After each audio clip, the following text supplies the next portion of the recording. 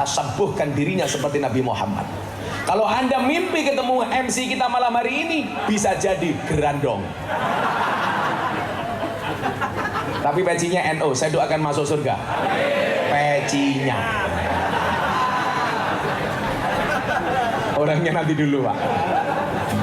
Tapi saya yakin saya besok masuk surga dikawal oleh Banser. Amin. Karena Banser itu tugasnya survei lokasi.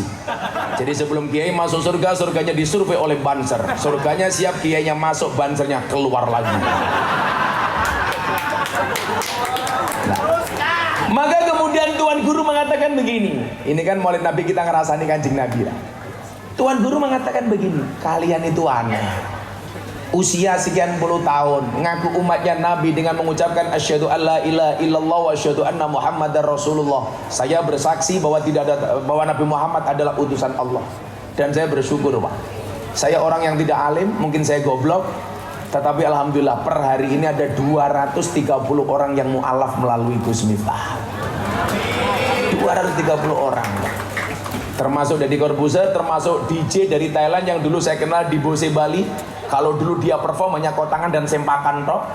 Kebetulan saya pakai kacamata hitam sehingga saya melotot, mata saya tidak kelihatan. Namanya DJ Katy Butterfly. Dulu kalau nge-DJ, Pak, ya Allah, cuman sempakan. Tapi luar biasanya apa? Setiap pulang subuh dia mendengar adzan, rasanya hatinya nyaman. Orang yang buka-bukaan auratnya, telanjang, dengar adzan nyaman. Coba kita umat Islam, dengar adzan malah susah. Duhur sedang bekerja, Allahu Akbar, Allahu Akbar. Apa jawaban Anda? Adzan menang. Sangel-angel gitu. Kok geting aku gitu. Dengar adzan kok susah gitu. Sekarang ibu-ibu juga begitu, dengar adzan malah nyanyi. Begitu sulit. Lupakan rehan apa. Wongnya ya teko, Pak. Dia melu guyu gitu. Biasanya jilbabe pink.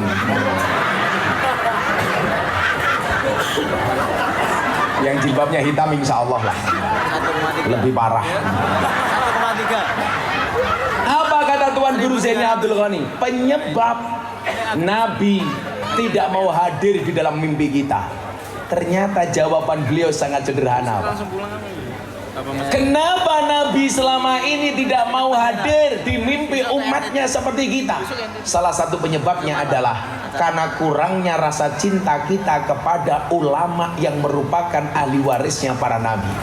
Nabi tidak pernah mau hadir kepada mereka yang hatinya tidak punya mahabbah, rasa cinta kepada ulama dan kiai. Ini penyakit, Pak. Salah satu penyakit kita itu apa? Suka membanding-bandingkan ulama, suka membanding-bandingkan kiai, suka membanding-bandingkan Habib, suka membanding-bandingkan Gus. Maka muncullah lagu judulnya Ojo Dibanding-banding.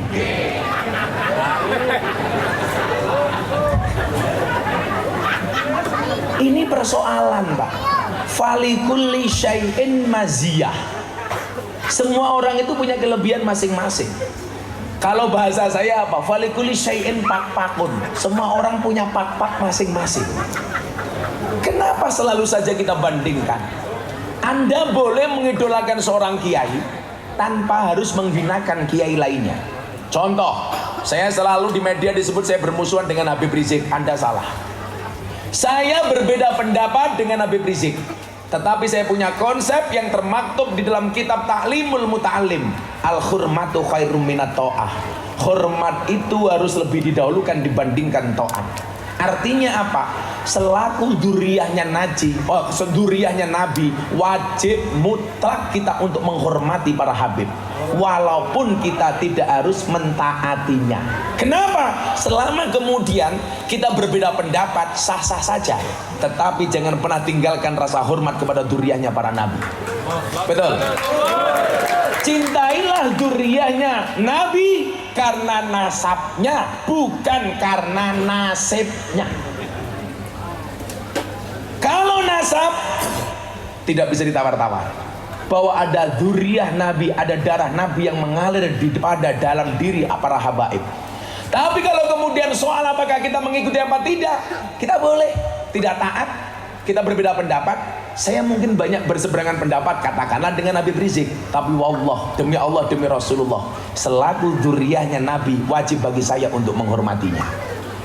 Kenapa? Ahlu Baitul Mustafa Tuhuri, mereka orang-orang suci.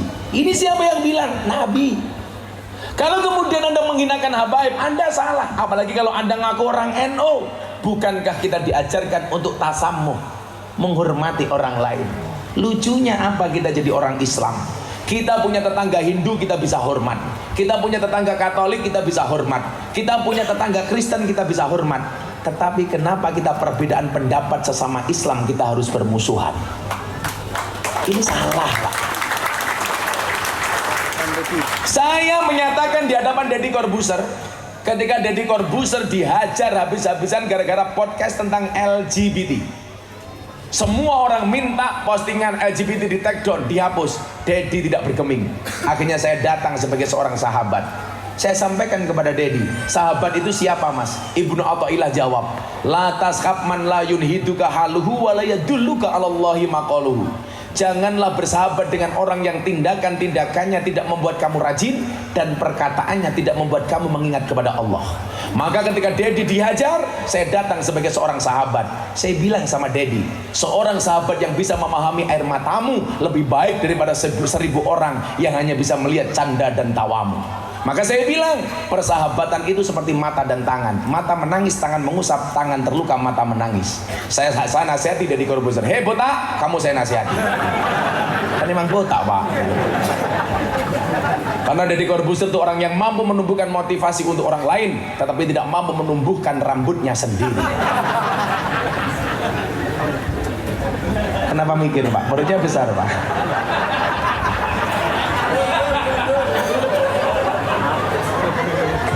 Saya bilang, ketika persoalan penyimpangan menjadi rame, bagaimanapun juga kan LGBT penyimpangan, Pak. Sampai Rasulullah mengatakan, la'anallahu wa rasuluh, Allah dan Rasulnya melaknat penyimpangan.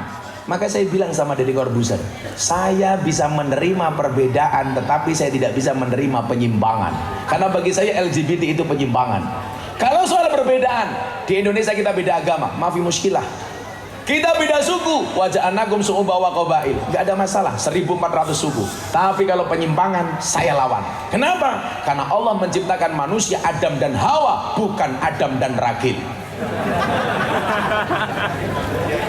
Adam dan Hawa, Pak. Kan tujuannya cuma satu, Ar-Rum 21. Wa min ayati an khalaqalakum min anfusikum azwajan. Maka anak-anak hadroh santai saja nak, kamu yang jomblo. Allah menciptakan manusia berpasang-pasangan. Itu artinya apa? Kalau kamu tidak punya pasangan, jelas kamu bukan manusia. Saya berwasiat satu hal kepada kalian, jangan pernah mati dalam keadaan jomblo. Kenapa? Karena Dajjal statusnya jomblo. Itu artinya kalau kamu mati dalam keadaan jomblo, saya curiga jangan-jangan kamu cucunya Dajjal. Nah, jadi mohon maaf, penyakit kita itu satu, Pak. Kenapa kita selalu saja membanding-bandingkan, saya suka dengan kiai ini, nggak suka dengan kiai itu? Padahal Allah menciptakan ulama dan kiai alladzina hum warasatul anbiya, bukan warasatun nabi. Berapa jumlah anbiya? Hadis riwayat Ahmad dan Baihaqi, nabi berjumlah 124.000 nabi. Berapa yang menjadi rasul? 313. Berapa yang wajib diketahui? 25. Sebagaimana termaktub dalam kitab Aqidatul Awam. Tafsilu khamsatin wa isrina lazim kullamu kallafin fahaqiq wa tanim hum adamun idrisu nuhun huduma soleh wa ibrahimu kulun mutaba lutun wa ismailu ishaqu kada yaqubu yusufu wa ayyubu tada syuaibu harunu wa musa wal yasa dzulkifli dawudu sulaimanu taba Ilyasu Yunusu Zakaria Yahya Isa wa Toha Khotimun Dahoya alaihimu salatu wassalamu wa alihim madamatil ayyamu. Pertanyaannya begini, kenapa warasatul anbiya? Karena nabi itu jumlahnya banyak, ya otomatis ulama dan kiai yang menjadi ahli warisnya, warisannya beda-beda. Kenapa? Karena nabi juga mukjizatnya beda-beda. Ada nabi yang ditakdir menjadi raja, maka begitu turun kepada kiai, ada kiai dan ulama yang menjadi presiden. Siapa? Gus Dur.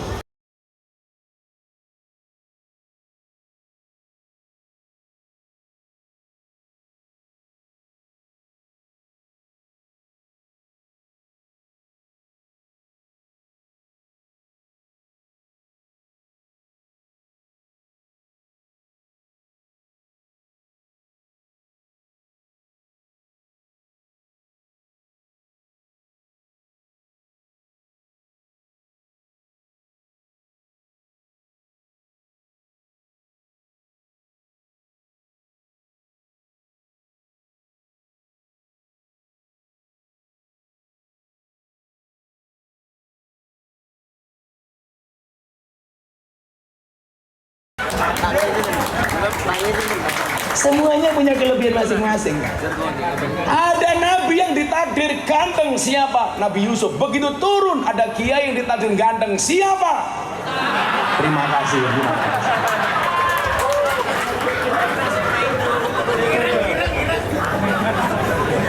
Dan Anda nggak bisa membandingkan, Pak. Kenapa Musa seperti itu? Kenapa Yusuf seperti itu? Nabi saja dengan mazia masing-masing. Makanya kenapa kemudian saya mengusulkan, Pak, harusnya kiai itu pede, mampu mendeklarkan dirinya ahli apa, Pak. Contoh dokter. Dokter itu kan keren, berani mendeklar dia spesialisasi apa, Pak. Oh, ini ada dokter namanya Dokter Budi, spesialis THT, telinga, hidung, tenggorokan. Walaupun saya di Jogja punya temen THT, malah budek. Ada dokter spesialis gigi, ada dokter spesialis mata, spesialis jantung, spesialis kelamin. Sehingga apa, Pak? Pasien sakitnya apa tinggal nunggu, tinggal menuju kepada siapa. Seharusnya kiai juga berani mendeklar dong, Anda spesialisnya apa. Sehingga apa? Umat ketika mau ngundang kiai pengajian, tahu yang diundang karena apanya. Oh, saya pengen ngundang kiai tasawuf, ahli tasawuf, Kiai Said Agil Syirot. Saya pengen pengajian belajar Al-Quran, ahli Quran, Gus Baha. Ahli kitab kuning, Gus Koyum. Ahli maksiat, Gus Miftah.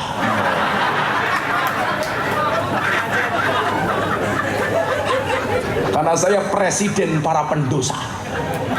Saya di Doli, Pak, mantan lokalisasi Doli itu ngasih julukan saya presiden para pendosa. Yang paling heboh kemarin saya dapat kiriman mbak-mbak pemandu karaoke dari Kalimantan. Di atas dadanya ditato Gus Miftah. Saya nggak percaya, Pak. Akhirnya mbaknya video call, saya angkat, ternyata beneran, Pak. Di atas dadanya ada tulisan Gus Miftah. Saya bilang, Dek, kamu salah. Kenapa, Gus? Harusnya tatonya ke bawah dikit.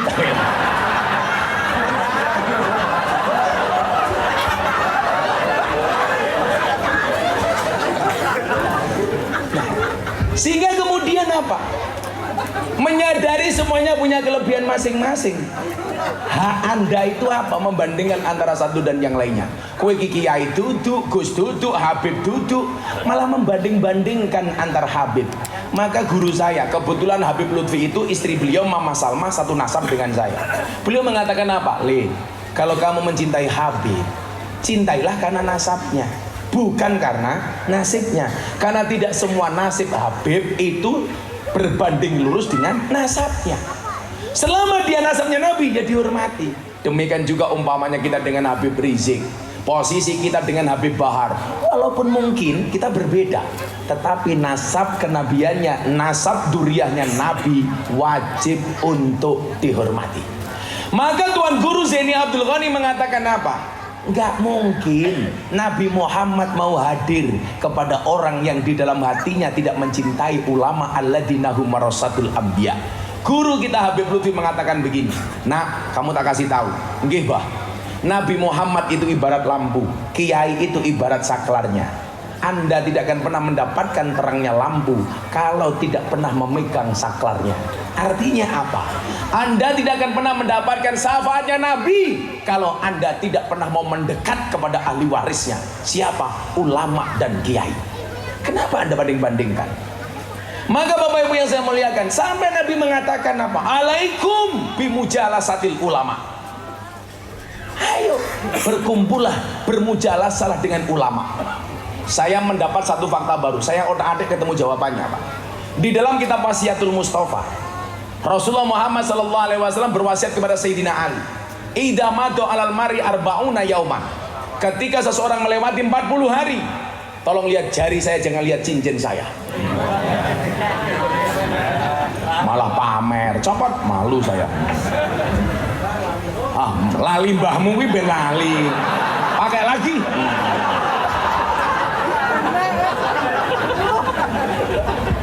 Pengajian sangune ra jelas kelangan cincin lagi.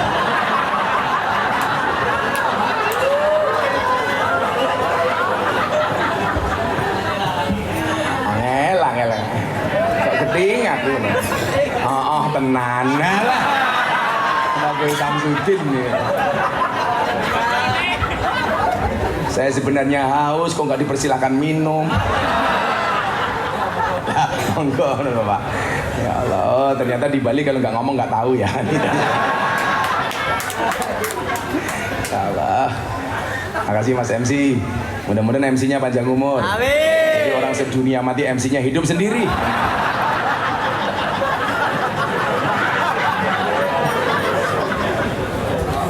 Nah, Gemar ngomong apa tadi, Mong? Oh, apa ya, Mak? Cincin mbahmu, Wasiatul Mustafa kok cincin. Jadi Wasiatul Mustafa itu kitab tipis wasiatnya Nabi Muhammad kepada Sayyidina Ali.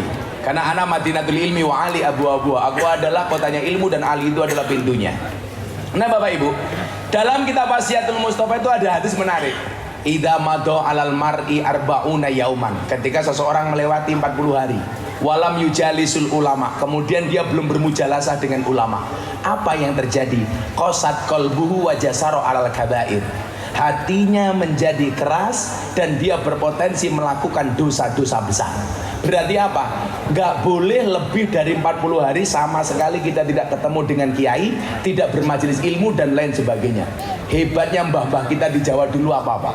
Kalau bikin pengajian rutinan biasanya selapanan. Selapanan itu berapa hari, Pak? 35 hari. Coba mbah kita dulu pas kita kayak ngopo.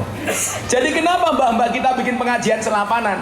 Karena mbah-mbah kita berusaha bagaimana sebelum 40 hari kita sudah hadir di majelis ilmu. Kenapa? Alaikum bimujalasatil ulama wastima'i kalamil hukama. Dengarkan mereka fatwa-fatwanya. Kenapa? Fa innallaha yuhyil qalba al-mayyit binuril hikmah kama yuhyil ardu al-mayyit bima'il matori. Karena Allah akan menghidupkan hati yang mati dengan cahaya ilmu para ulama, sebagaimana Allah menghidupkan bumi yang mati dengan air hujan. Dadi ati iso urip mergo pengajian, padha karo bumi mati iso urip mergo banyu udan. Makanya ini, Pak, man akroma aliman fakot akromani.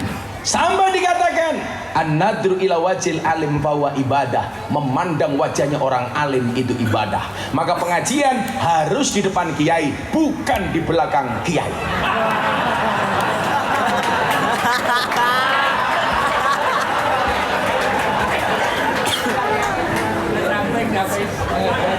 Karena yang di sawang itu wajahnya bukan bokongnya. Kalau saya ngaji di lokalisasi, Bapak PSK bilang begini, beruntunglah kami ya Allah memandang saja ibadah, bagaimana iso ngeloni. Ya Allah, saya langsung lari, Pak, mencari tempat terbaik untuk pengajian. Dia mau pengajian mangan.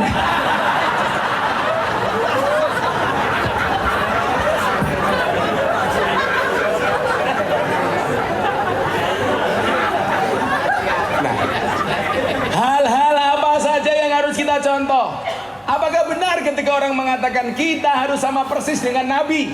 Ini sering saya guyu dewi. Wong kok kemajon, kewanen, harus sama persis dengan Nabi. Emangnya lu siapa? Nabi Muhammad itu maksum, dijaga dari perbuatan dosa. Nabi Muhammad itu maksum, nggak mungkin dia berbuat aniaya. Nabi Muhammad itu maksum, pasti surga. Nabi Muhammad maksum, sementara kita mesum. Masa kita harus sama persis dengan Nabi? Lah, bagaimana benarnya? Yuk kita selawatan dulu. Kerjo. Domblong.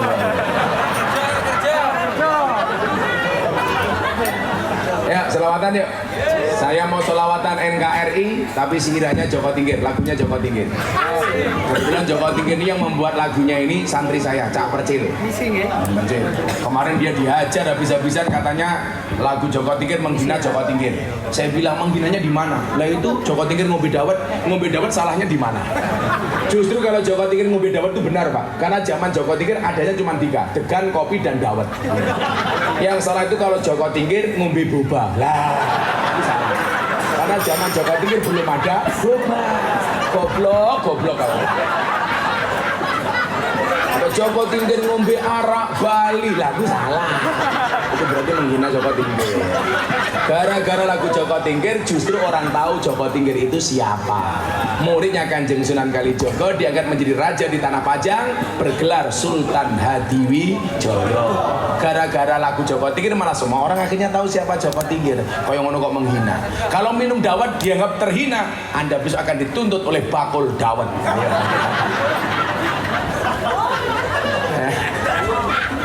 Ya, mau serban keliling silakan kita selawatan, tapi isinya saya ganti syair tentang NKRI. Shallu ala Nabi Muhammad. Salatullah salamullah ala taha rasulillah. Salatullah salamullah ala yasin habibillah. Ala yasin habibillah. Bareng-bareng salatullah salamullah ala taha rasulillah. Salatullah salamullah ala yasin habibillah. Ala yasin habibillah.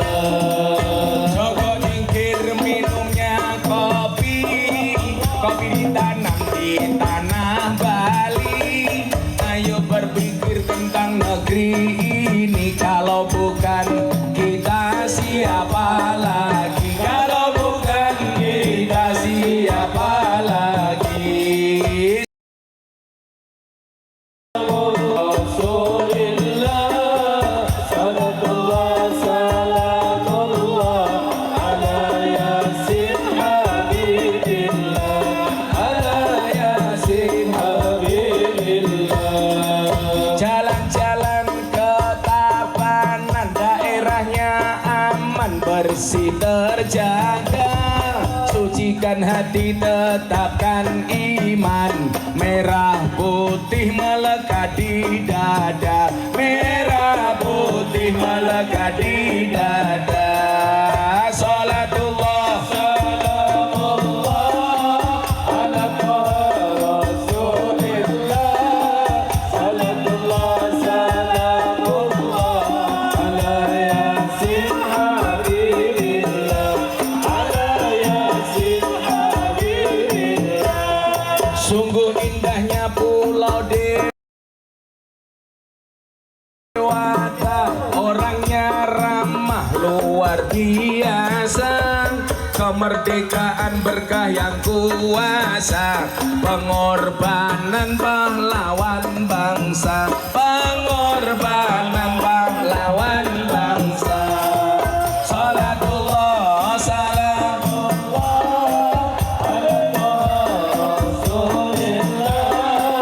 Salatullah salamullah ala yasin habibillah. Ala yasin habibillah.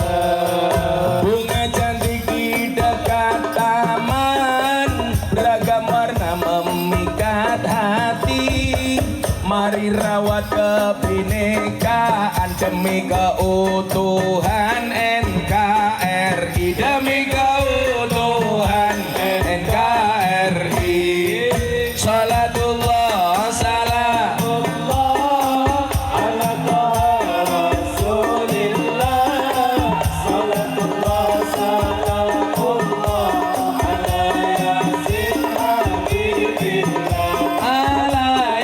yasin habibillah tawassalna bi bismillah wa bil hadi rasulillah wa kulli mujahidin lillah bi ahlil badri ya Allah bi ahlil badri ya Allah yen wis mati bondora melu bojo ayu wis ana sing nemu sing ning kubur rasane lara anak bojo ra tau ndonga anak bojo ra tau ndonga salatullah salamullah ala rasulillah salatullah salamullah ala yasin habibillah ala yasin habibillah bocah cilik diwulang ngaji sesuk gedhe dadi kiai urip pisan aja mung dolanan ayo sregep nderek pengajian ayo sregep nderek pengajian salatullah salamullah ala rasulillah salatullah salamullah ala yasin habibillah ala yasin habibillah sekaliwat lawe jlantah sekorawon kurang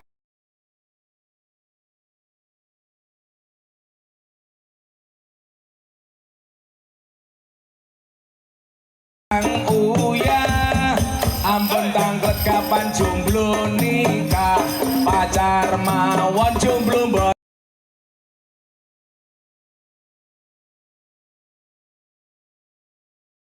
mboten gadah pacar mawon jomblo mboten gadah salatullah salamullah ala rasulillah salatullah salamullah ala yasin habibillah ala yasin habibillah dolan ning sawah adus ning kali kayu nongko digawe lemari terus miftah gagah lan sregep ngaji okeh rondo sing jaluk dirabi okeh rondo sing jaluk dirabi salatullah salamullah ala rasulillah salatullah salamullah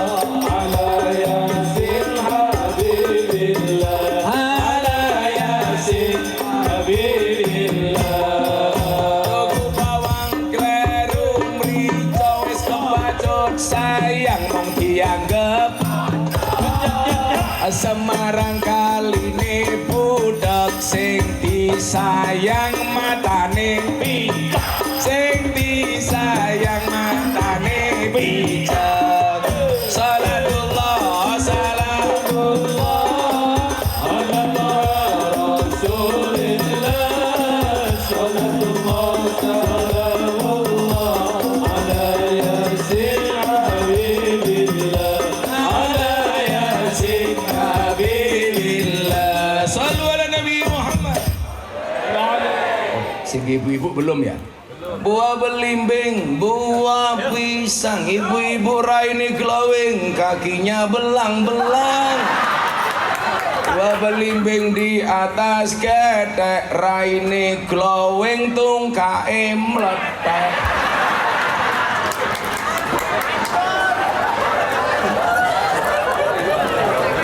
Wedok iki raine ayu-ayu, sikile ya Allah.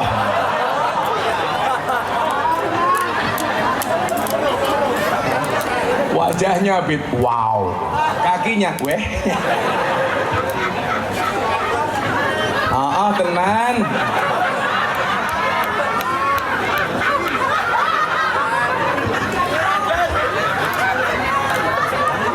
Tapi sepakat saya Bu, bahwa wajah itu harus dirawat bukan diedit, betul?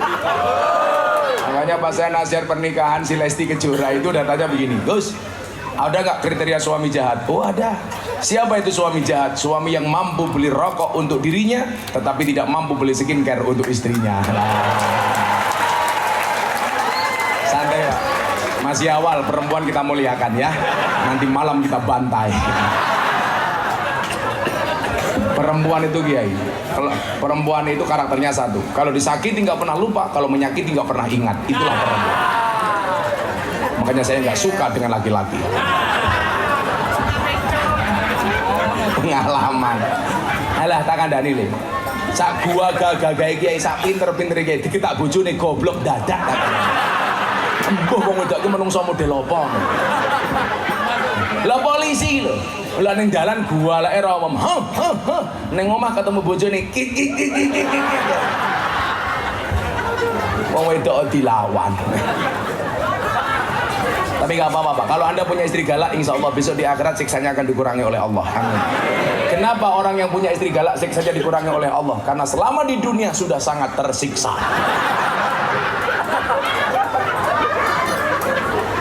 Anda tahu Pak, Umar bin Khattab itu setan, demit, jin, iblis sama Umar bin Khattab.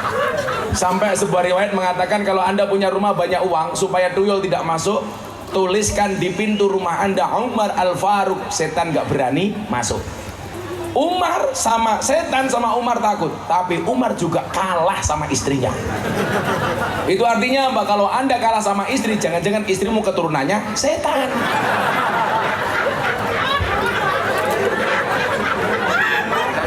Oh, ini Umar. Dan Umar itu Pak, dia nggak jadi walinya Allah gara-gara takut sama istri Pak, karena kalah sama istri. Makanya bapak-bapak di Bali kalau kalah sama istri, istrinya galak, insya Allah dua kemungkinan. Kemungkinan pertama, Anda akan dekat menjadi walinya Allah. Amin.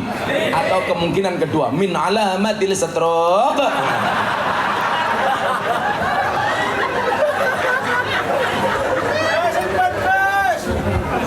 Sallu ala Nabi Muhammad. Kembali ke pertanyaan tadi, Gus, bagaimana kemudian hari ini pendapat yang mengatakan kita harus sama persis dengan Nabi? Apa pandangan Gus Miftah? Wallah, Anda nggak akan bisa. Coba, kalau semuanya harus sama dengan Nabi. Laqad kana lakum fi Rasulillahi uswatun hasanah. Tugas kiai itu saya ingatkan, kiai itu tugasnya tidak untuk dicontoh, tapi ngajak umat untuk mencontoh kanjeng Nabi. Kalau kiai sih mau contoh apa nih?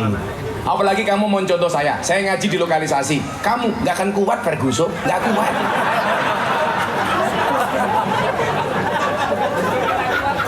Nggak kuat.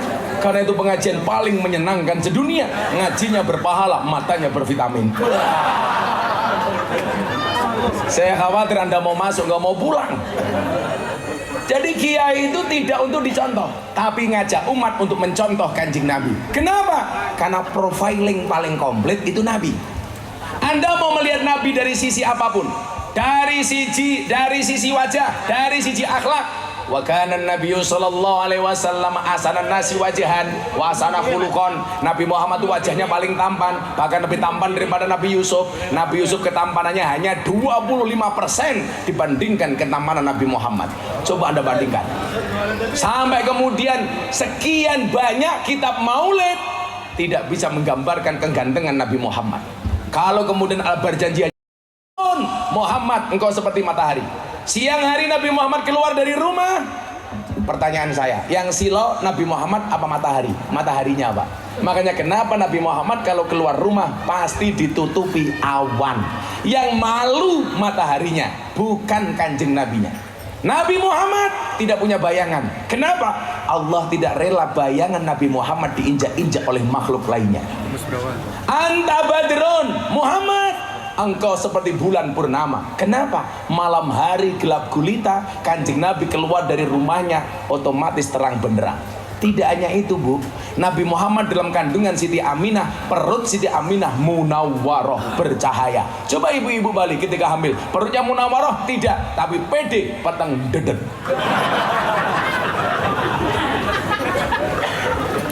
Loh, kok kayak ngono kok mau bandingke gitu? Gak bisa. Oh jadi banding-bandingke Pak itu. Nabi Yusuf itu ketampanannya hanya seperempat. Tapi kenapa Nabi Yusuf dinisbatkan sebagai nabi yang paling tampan?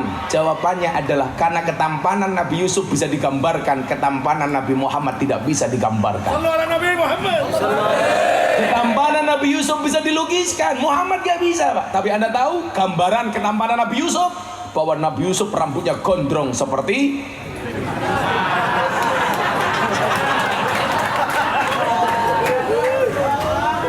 persoalannya Nabi Yusuf nggak belangkonan, Pak. Itu. Anta nur, fauqa nur. Engkau adalah cahaya di atas cahaya. Kalau kemudian kita baca Al-Barjanji, At-Tiril nomor 17. Wa kana Nabi Yusuf wa kana sallallahu alaihi wasallam akmalun nasi khalqan wa khuluqan. Manusia yang paling sempurna akhlak dan fisiknya, akhlak dan bentuknya. Maka Bapak Ibu yang saya muliakan, kalau Anda mengatakan saya sama persis, apalagi yang mengatakan begini, nggak penting ngaji dengan ulama, langsung saja dengan Kanjeng Nabi. Pertanyaanku, matamu kapan delok Kanjeng Nabi?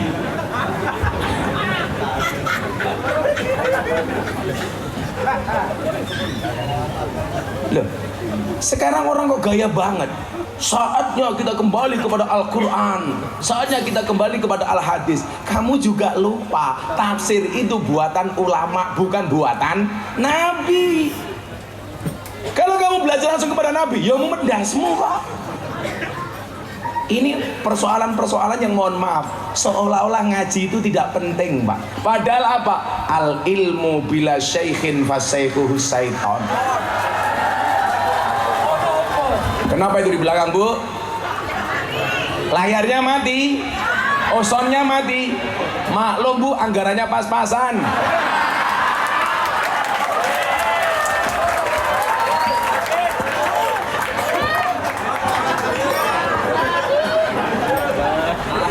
Jadi ketua panitia ini kiai ini diancuk.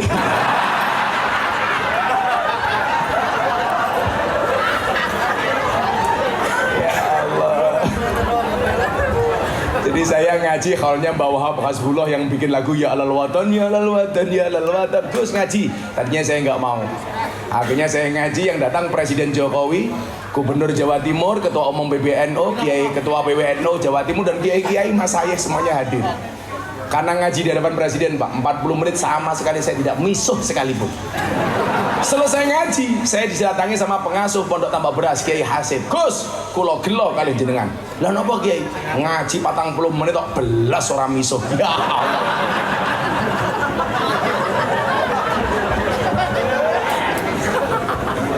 Kok Gus Miftah misuhnya luas? Ya, karena saya tahu makhorijul huruf. Jadi panjang pendeknya pas. Karena saya tahu ilmu tajwid, Pak. Jadi kalau miso harus pakai makhorijul huruf, Pak. Itu. Jadi kadang-kadang malah pakai kol-kolah. Dang coba. Shallu ala Nabi Muhammad. Ilmu tanpa guru-gurunya setan. Artinya apa? Penghubung kita kepada Nabi, ya ulama. Maka ketika Nabi Muhammad SAW, satu contoh umpamanya, beliau ditanya sama sahabat, ya Rasulullah mauwal ikhlas. Kanjeng Nabi, ikhlas itu apa? Kalau seandainya seorang Nabi Muhammad menjawab pertanyaan sahabat, kapasitas keilmuan beliau pasti bisa, Pak. Tapi Nabi Muhammad apa yang beliau lakukan? Tanya kepada gurunya malaikat Jibril alaihissalam, ya Jibril, mauwal ikhlas. Wahai Jibril, ikhlas itu apa?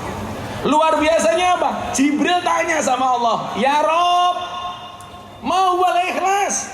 Jibril tanya kepada Allah, jawaban Allah diberikan kepada Jibril, wahai Jibril, ikhlas itu adalah salah satu rahasiaku yang aku simpan di dalam hati hambaku, yang tidak ada yang tahu kecuali hambaku yang bersangkutan. Jawaban Allah diberikan kepada Jibril, Jibril kepada Nabi Muhammad, Nabi Muhammad kepada sahabat, sahabat kepada tabi'in, tabi'in kepada tabi'in, sampai akhirnya nyambung kepada kita. Kalau seperti itu persoalannya, dari mana Anda mengatakan langsung Nabi, langsung ngaji kepada Nabi Muhammad? Maka hari ini orang gaya, saatnya kita kembali kepada Al-Quran, saatnya kita kembali kepada Al-Hadis.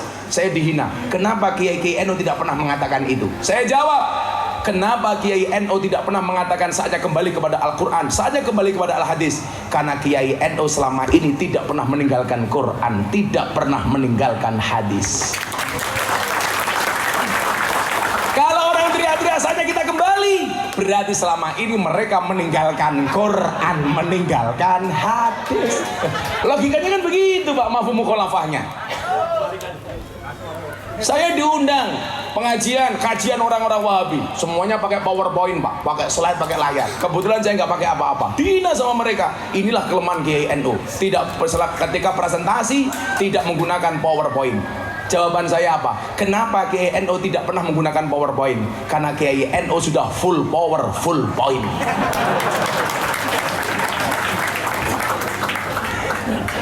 Kenapa kamu menggunakan PowerPoint? Karena kamu merasa tidak punya power, tidak punya point. Makanya pola beragama kita itu asik Pak. Ketika saya ditanya, Gus, kenapa pengajiannya dibuat ceria? Saya punya guru besar yang saya kagumi, namanya Imam Abu Hasan As-Sadili yang punya Sadiliyah. Beliau mengatakan apa? Kalau kamu berguru, gurumu nggak bisa membuat tersenyum, tinggalkan. Guru gaweane merengut. Betul ya? Tinggalkan. Coba kita lihat. Ketika Nabi Musa mengalami kebuntuan, tidak diturunkan hujan oleh Allah selama bertahun-tahun. Akhirnya apa? Ada dua syarat yang Allah berikan kepada Musa supaya Allah menurunkan air hujan. Yang pertama, jadilah umat yang rukun. Yang kedua kata Allah, wahai Musa, carilah wali Allah yang namanya Barah. Ketika Nabi Musa bertanya, Tuhan, aku nabi, kenapa aku harus minta doa kepada walimu? Apa jawaban Allah? Innahu yudhikuni fil yaumi salasa marrat. Karena Barah sehari bisa membuat aku tersenyum 3 kali. Jadi mohon maaf Pak, ternyata Allah bisa diajak guyon bro. Ngilang guyon. Karena kadang-kadang kita doa itu nggak usah terlalu serius. Kayak kamu jomblo, doanya santai saja bro. Ya Allah, jika dia jodohku jadikan dia istriku ya Allah. Namun bila dia bukan jodohku, mbok dicek lagi ya Allah.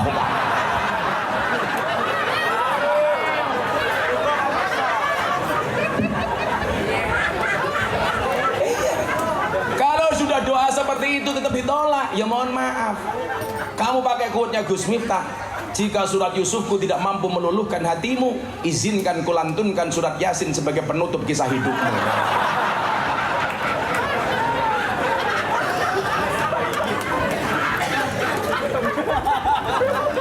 Jadi itulah Pak, kenapa GNO kalau ngaji dibuat santai, slow. Kalau saya bilang begini,